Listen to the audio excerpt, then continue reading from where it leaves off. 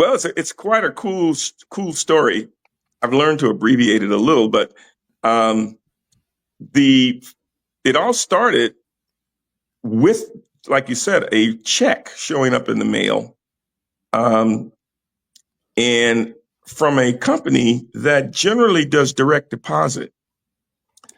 And for some reason, somebody from the publishing company that acquired the song decided that they were just going to mail checks directly.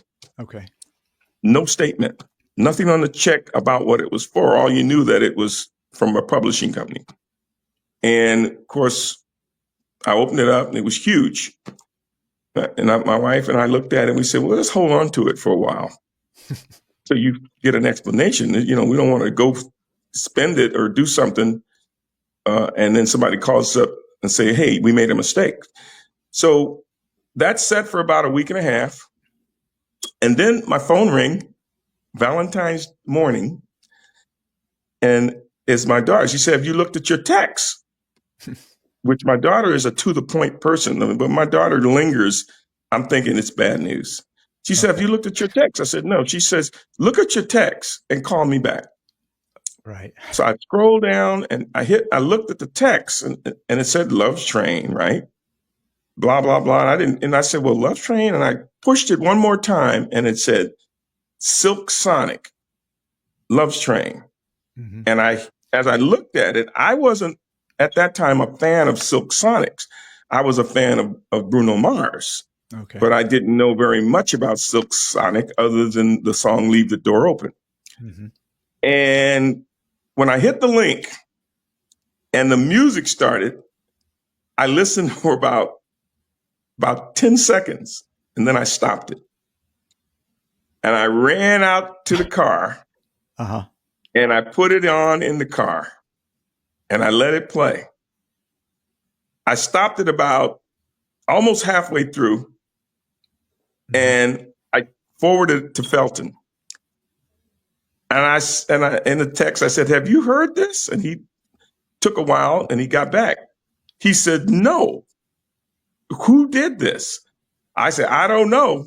I said, but it is released and it is out in the world. And so I went back and I took a ride around the corner. I listened to the whole song twice. And I was blown away. I was like, okay. I was completely my socks were knocked off. And lo and behold, Bruno Mars and Anderson .Paak had recorded Love Train and dropped it as a special release on Valentine's Day. And it just spread like wildfire. In 48 hours, the phone had rang. I think in 72 hours, we had picked up maybe 3 gigs because radio all over the world. Show you how quick the internet is. Radio all over the world had picked up this song and started playing it.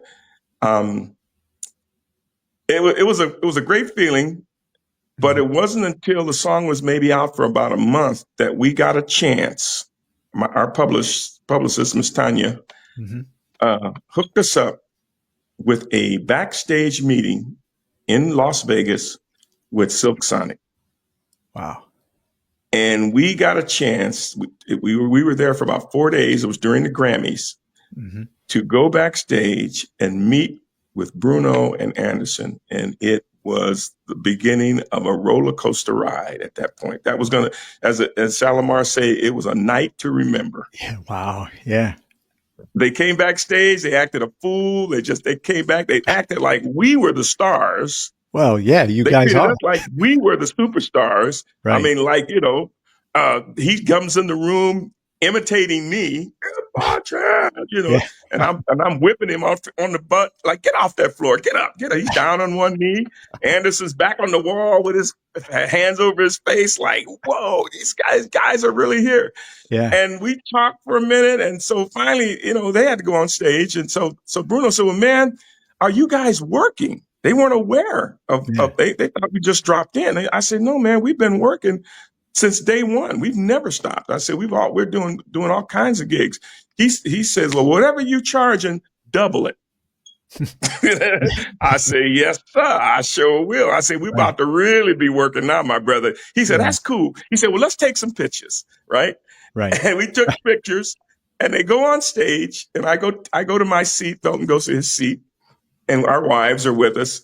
Mm-hmm. And they start this incredibly monstrous, earth-shaking show. And they get in, I think, the fourth song. They get to the fourth song, right? And they start Love Train. And of course, people in the audience, 9,000 people in the audience who know the song, know that it's their current hit. Mm-hmm. They leap to their feet and they're screaming. And the first thing Bruno does, he's doing choreography.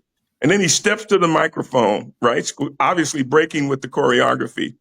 And he said, ladies and gentlemen, we got the writers in the house. Give it up for Michael Cooper of Confunction, right?